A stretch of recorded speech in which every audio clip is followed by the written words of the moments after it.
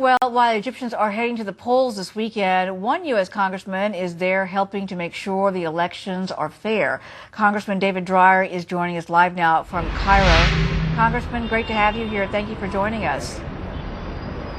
Always good to be with you, Uma. Thanks for having me.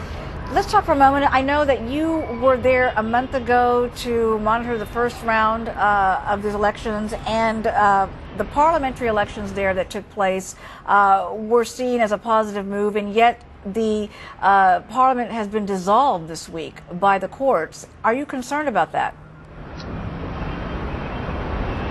Well, of course. I mean, I think everyone is concerned about it, but I have to say that, Uma, if you were to go 18 months ago and contemplate the idea of 3 parliamentary elections and 2 presidential elections taking place a year and a half later, one would have said that you were crazy. So even though it's been a less than perfect process, I like to remind people that we don't have perfect elections any place, including in our country, the United States.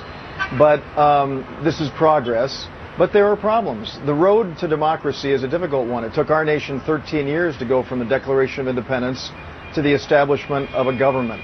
And but people are enthused. For the first time, Uma, in 7,000 years, this weekend, the people of Egypt are going to elect their president in what is seen as the first reasonably free and fair election. I'm not here to provide certification from the election. I've been to about 25 voting stations today, and well, by and large, it looks good. We have to wait for a final determination.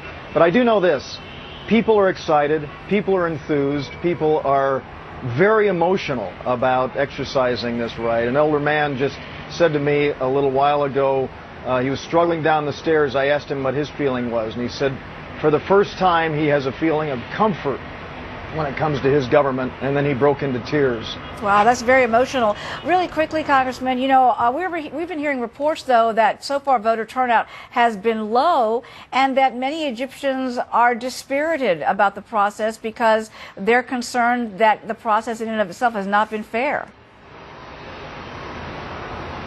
You know, it's very interesting to hear that. I had heard those things myself, and yet as I went to these numerous voting stations today, I found a higher level of enthusiasm and interest than I'd expected. I mean, think about this. Just 3 weeks ago, there were 13 candidates on the ballot, and today there are 2 candidates in the runoff election. 60% of the Egyptian people did not vote for either of these candidates in the first round, and now they are told to make a choice between these 2. I will say that the United States government recognizes, and I'm a supporter of that democracy is not just about elections, it's about the building of democratic institutions, minority rights, including women's rights. I think that we can work together and make that happen.